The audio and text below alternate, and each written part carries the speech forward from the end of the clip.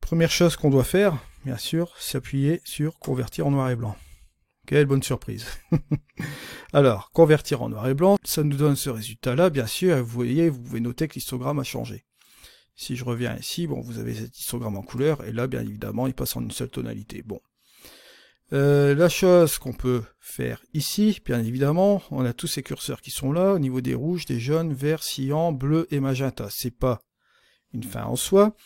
Là, au niveau de la luminance, on va interagir directement sur la luminosité de ces couleurs-là dans notre image ici. Bon, cette image est en noir et blanc, mais lorsque vous allez interagir par exemple sur les rouges, vous allez noter des changements au niveau de votre image. Je baisse ou bien je monte. Si je reviens à 0 et que j'enlève la conversion, ça veut dire que ici, dans ces zones-là, au niveau de la luminosité, vous avez du rouge. Donc forcément, lorsque vous passez en noir et blanc, au niveau de la luminance, si vous la baissez, vous allez baisser bien évidemment toute la luminance au niveau des rouges ou la monter. Et la même chose aussi pour les jaunes, d'accord? Le vert, pareil, le cyan, le bleu, le magenta. D'ailleurs, pour vous repérer, pour que vous compreniez un petit peu mieux, si on va dans l'outil saturation, vous voyez ici, si je monte le curseur des jaunes, bon là, l'image commence à prendre une dimension un petit peu plus différente.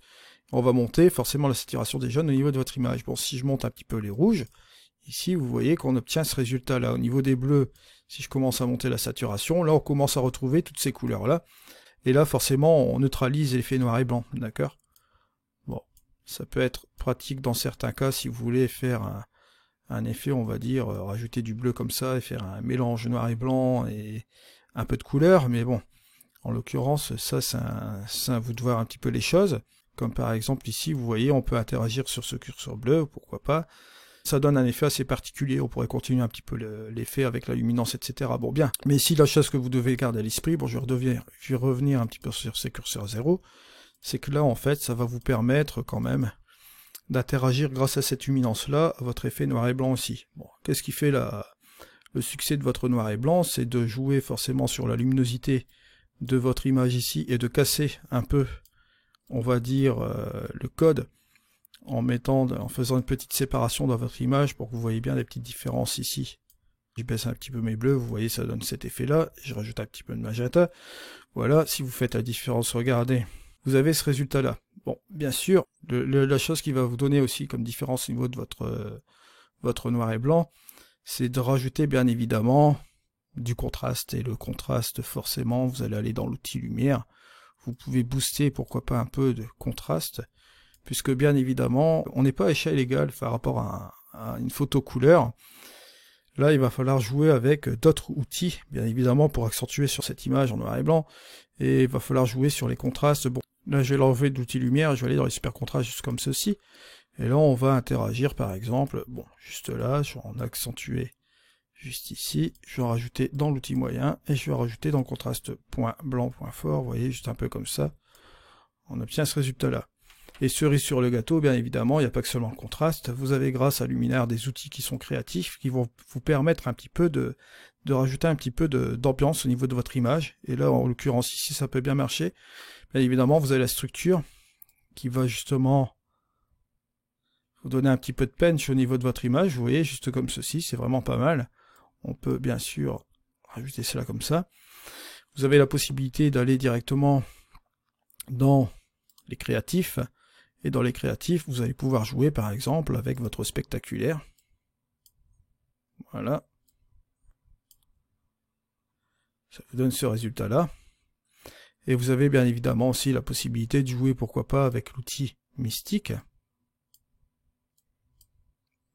Et si vous voulez rajouter encore un peu d'éclat, vous pouvez mitiger entre ces trois curseurs, pourquoi pas. Vous voyez, vous obtenez ce résultat-là. Juste un peu comme ceci. Bon, bien sûr, après, on pourrait aller dans le masquage local, ajouter par exemple un basique. On va aller sélectionner, bien sûr, un masque dégradé. Et là, au niveau du ciel, en plus que l'horizon, là, est vraiment très droite, ça va nous amuser juste comme ceci. On pourrait simplement baisser la haute lumière. Voilà. Et pourquoi pas un peu baisser l'exposition pour donner un effet, on va dire, dramatique. Un noir assez profond, juste comme ceci. Pourquoi pas. Là, on obtient bien évidemment ce résultat-là. Et vous voyez, si vous faites la petite différence, regardez, entre le avant, cette photo couleur, Et le après, on a un noir vraiment profond qui est pas trop mal. Donc vous voyez un petit peu ce résultat qu'on peut aussi obtenir. Ce que vous pouvez faire aussi, c'est que là, bon, on avait exagéré tout à l'heure avec le mystique, c'est le baisser peut-être un peu. Au niveau du spectaculaire, pareil, on peut le baisser aussi légèrement, on peut le baisser quand même un peu comme ceci. Vous voyez, on obtient ce résultat-là. Puis au niveau de l'éclat, c'est à nous de voir. Si on veut par exemple changer, mettre l'ortone, on peut le faire aussi également, pourquoi pas. Il n'y a pas d'interdiction là-dessus. On s'amuse, on a le droit de faire ce qu'on veut avec Luminar AI. Hein. Et bien sûr, ici, si vous terminez avec un petit vignettage, pourquoi pas, eh ben, vous prenez un sujet, pourquoi pas la petite cabane qui est là-bas pour accentuer la profondeur, vous baissez cette chose-là, au niveau de la taille, voilà. Vous rajoutez une progressivité et une petite lumière douce, juste comme ceci, vous revenez légèrement comme ça. Et si vous voulez accentuer, mettre la vignette plus par ici, ça peut être également fait. Et voilà, vous avez ce résultat-là.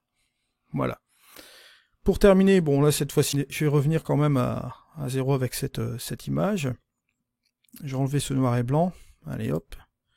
Juste comme ceci. Bon, on va obtenir d'autres résultats assez bizarres parce que j'avais accentué sur le spectaculaire. Bon, on va enlever tous ces trucs-là. Voilà. Ainsi que l'éclat. Ouais. Et ici, je vais bien évidemment enlever le basique. Et là, on va rétablir la version originale, voilà. Bon, par contre, je vais me remettre mes optiques. Tac, tac, voilà. Je vais utiliser cette fois-ci mon accent. Voilà, je vais booster juste comme ceci. Je vais vous montrer quelque chose. On va booster l'accent comme ça à 80. On va pas s'embêter. On va partir directement dans les paysages. Paysages, vous avez 3 curseurs, et dont notamment aussi le réglage avancé pour qui est en combinaison avec la teinte du feuillage, qui est en correspondance avec ce curseur-là. Vous pouvez accentuer la brume, bien sûr, comme vous le voyez là. Hein. Bon, c'est un dehaze, on va dire, hein, sur Luminar AI, c'est l'équivalent d'un dehaze, pour enlever la pollution atmosphérique. Vous pouvez rajouter à l'aide de ce deuxième curseur un petit peu d'heure dorée, donc un peu plus doré jaune comme ceci, d'accord. Et vous avez aussi l'accentuation du feuillage, juste comme ceci. Bon, bien sûr, si vous poussez un petit peu trop, ça va vous donner des couleurs un peu nucléaires. Donc, interagissez avec le deuxième curseur, qui est celui-ci, hein, la teinte du feuillage. On va pouvoir, par exemple, descendre cette teinte de feuillage, ou le monter, pourquoi pas, mais bon, le monter, ça fait nucléaire. Donc, on peut le baisser juste un peu comme ceci. À vous de voir ce qui vous convient le mieux, bien sûr.